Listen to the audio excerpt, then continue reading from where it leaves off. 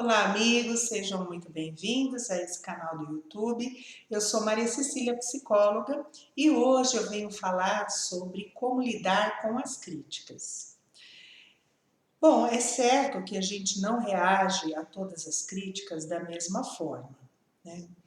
Vou fazer uma analogia com o diapasão, que é um aparelhinho assim, que o músico usa para afinar o seu instrumento. E ele vibra, né? Então, nós seria como uma vibração interna, né? Quando alguém toca num ponto que nos é dolorido, o nosso interno começa a vibrar. Então, por exemplo, se eu tenho segurança em determinada área da minha vida e alguém vem me criticar, eu pouco vou fazer conta, né? Eu não tenho dificuldade para afastar aí uma crítica que eu acho tola, que não faz eco, que não diz respeito, né? Caso, porém, tenha em minha vida, né, alguns setores que não estão muito bem, e isso todos nós temos, né, alguns setores que a gente não é tão autoconfiante, como carreira, amor, seja a sua aparência, o que for. Aí sim vai estar em ressonância, digamos, com a frequência do nosso diapasão interno. Então, basta uma palavra ou um olhar, né, da pessoa para que a gente já tenha aquela reação e automática, você ouve aquilo ali, né, você acredita, aumenta, né, e sofre. Às vezes não precisa nem a pessoa falar, né? Só de ela olhar, por exemplo, alguém que olha a sua aparência, se você não se sente bem com determinada roupa, você já, ai meu Deus, sabia que eu não tinha que ter saído com essa roupa, né? Um exemplo. De onde que vem, pessoal, essa sensibilidade excessiva à crítica? Porque, sim, todos nós conhecemos pessoas que são hipersensíveis à crítica. Ou talvez você mesma seja uma pessoa muito sensível à crítica. Então, esse tipo de pessoa, se você virar para a pessoa e falar, nossa, mas você é muito sensível a críticas, né?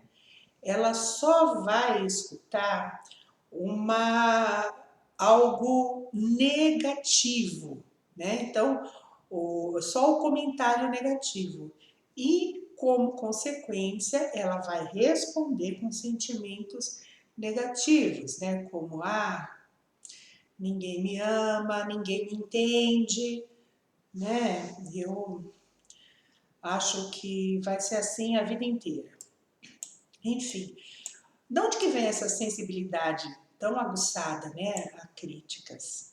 Se você já acompanha um pouquinho o meu canal, sabe que eu vou falar aí da criança interior, né? Então veja, a primeira lição que a gente aprende é que a criança não deve responder ao adulto.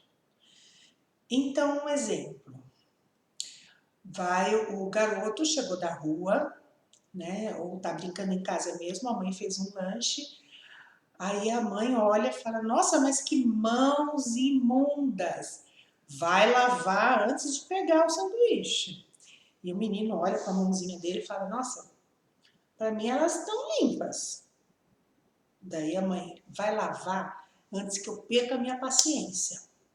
E lá vai o menino lavar a mãozinha, né? Ou, na sala de aula, né, a professora, nossa, esse trabalho não tá bom não. Você respondeu errado, tá errado. Aí a pessoa, o aluno, não está errado, professor, essa resposta está correta. Isso me faz lembrar uma história que meu irmão me contou. Ele é muito bom com números, né? Só que ele tem um raciocínio próprio aí para um raciocínio lógico desenvolvido, então Em questões aí de contas, de problemas, ele tinha uma forma diferente de encontrar solução. E por muitas vezes, né, os professores, quando ele fazia prova ou entregava algum exercício, os professores falavam que ele chutou, que ele não fez os cálculos, e ele tinha que ir lá explicar. Sorte a deles, né, dele, que ele tinha professores interessados. Mas aqui no meu exemplo, né, que eu estou falando que a professora está brigando e o aluno está falando que está correto, essa professora vira para o aluno e fala: mas como que você se atreve? Quem é você para me desafiar desse jeito, menino? Vai já para a lousa e escreve aí no quadro negro: não devo responder à professora. 100 vezes. Já pensou? Né? Veja, é claro que a ideia dos nossos pais, professores, era que nós aprendêssemos as regras da família, da comunidade onde a gente vivia, da sociedade, enfim, né? Porém, por mais que a gente se esforçasse, né, para que tudo saísse perfeito, que os nossos filhos fossem bons filhos e bons adultos, enfim, né, que a gente se esforce então para ensinar como que o mundo funciona, geralmente com a melhor das intenções, não raro a gente transmite uma série de informações incorretas. Por exemplo, você já ouviu, né, algum pai ou mãe dizendo: olha, você não vai conseguir nada se você não ficar quieto no seu lugar e de boca fechada. Né? Ou um outro falar: se comporta, né?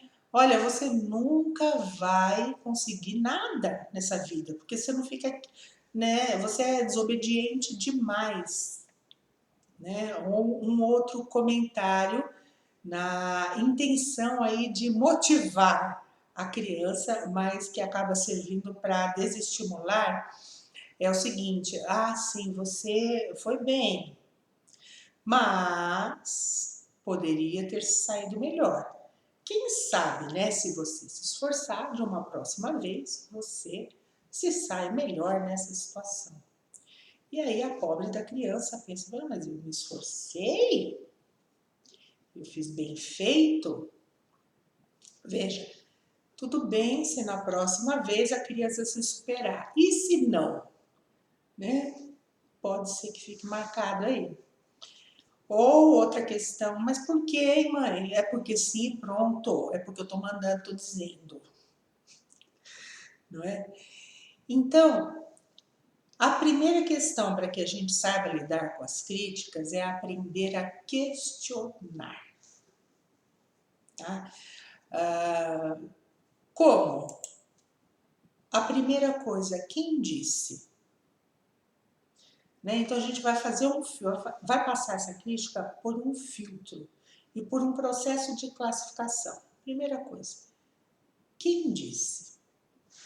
Né? Existe uma história de um psicólogo, um livro, na verdade, um psicólogo no campo de concentração, aonde tinham dois grupos, né, fazendo nessa experiência num campo nazista. O primeiro grupo, ele sobrevivia, lutava para sobreviver àquela situação terrível. E o segundo grupo sucumbia, perdia a vontade de viver. O que é que diferenciava? Né?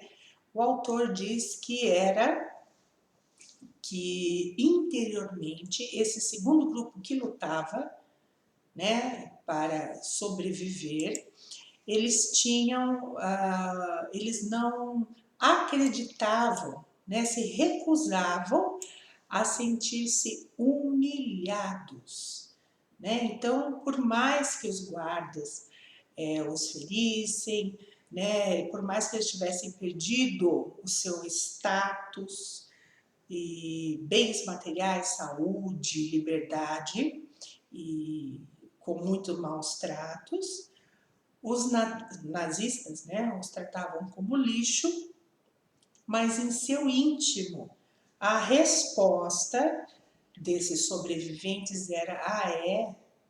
E quem foi que disse que eu acredito? Por que eu acreditaria num bando de porcos como vocês? Né? Forte. Bom, outra questão que também a gente tem que levar em consideração é quantos disseram. Um exemplo é que um escritor, né, recebe muitos nãos antes de conseguir que a sua obra seja apoiada aí por alguma editora, via de regra. Tá? Isso aconteceu com o Stephen King, que era aquele que fez o Carrie, a Estranha, que depois foi um filme, né, um sucesso estrondoso. Ele relata que ele recebeu muitos nãos. Agora, se ele acreditasse no primeiro não, ele muito provavelmente não teria conseguido editar esse livro e nem teria sido o sucesso que foi, não é mesmo?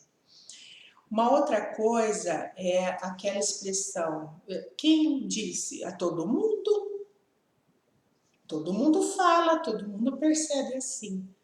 Espera um pouquinho, quem que é todo mundo? Né? Todo mundo não existe. Tá? Porque a gente é difícil imaginar aí que todos tenham um consenso na sociedade a respeito de valores, né? E de que grande parte vai se conformar com uma determinada coisa. Um exemplo aí é de um atendimento de uma senhora já que ela não conseguia, tinha sofrimento quando espirrava, ela tinha que esconder, engolir, né, fazer aquele esforço lá, assim, sei lá como é que é, porque quando ela era pequena, na terceira série primária, ao espirrar e fazer um barulho engraçado, os amiguinhos tiravam sarro, começavam a rir e ela ficou muito envergonhada. Então, até a idade adulta e já quase idosa, essa senhora tinha problemas, né, com relação a isso e ver essa imagem em sessão da terapia. E agora eu pergunto, quem que é todo mundo nessa situação? Todo mundo é um bando de aluno da terceira série primária. Tá? Então, ela conferiu o que é um poder maior, né, e mais duradouro do que a suposta crítica merecia. Então tem que ser, a gente tem que dosar, né, dar a devida importância aos fatos, né, enxergar, pesar a realidade.